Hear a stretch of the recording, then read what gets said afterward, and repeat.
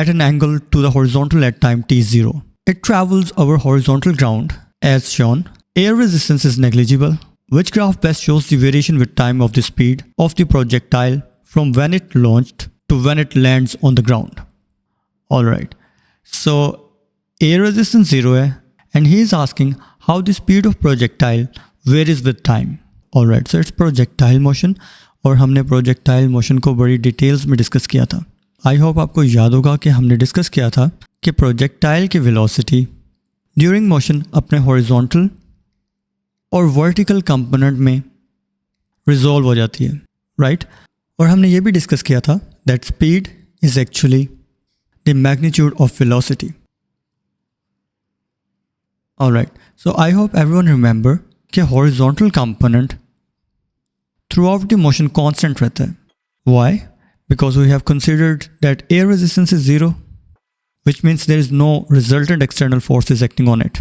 और जब कोई resultant external force act ही नहीं कर रही और ये constant velocity से move कर रहा है, so according to the first law of Newton, ये हमेशा constant velocity से move करता रहेगा.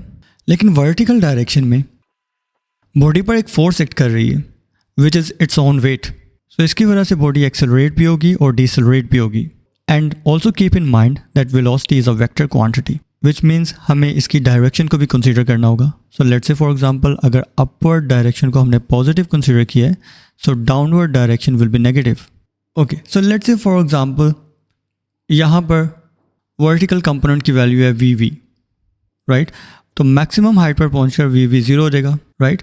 और जब ये डाउनवर्ड डायरेक्शन में मूव करेगा, वर्टिकल कंपोनेंट की वैल्यू फिर से इंक्रीज करेगी और ये इस पॉइंट पर just before hitting the ground फिर से मैक्सिमम हो जाएगी.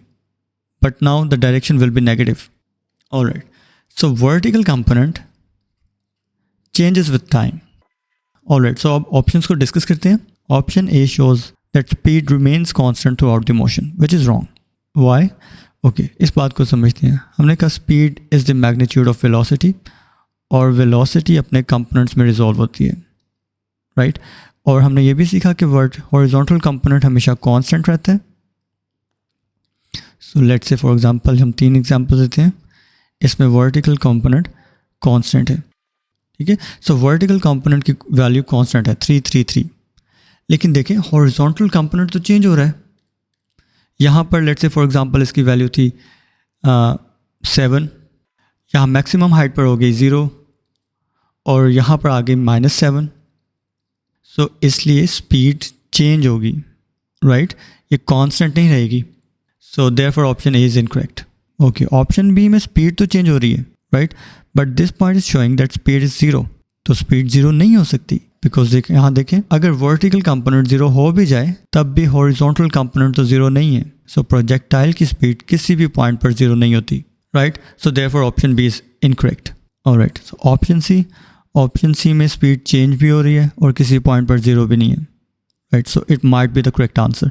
लेकिन पहले ऑप्शन डी को देखते हैं. ऑप्शन डी में स्पीड चेंज हो रही है बट इस पॉइंट पे ये 0 हो गई है, विच इज़ अगेन रॉन्ग क्योंकि प्रोजेक्टाइल में स्पीड कभी भी 0 नहीं होती. So now obviously option C ही करेक्ट होगा क्योंकि इसमें स्पीड चेंज भी हो रही है और किसी पॉइंट पर 0 भी नहीं है. So therefore option C is correct answer.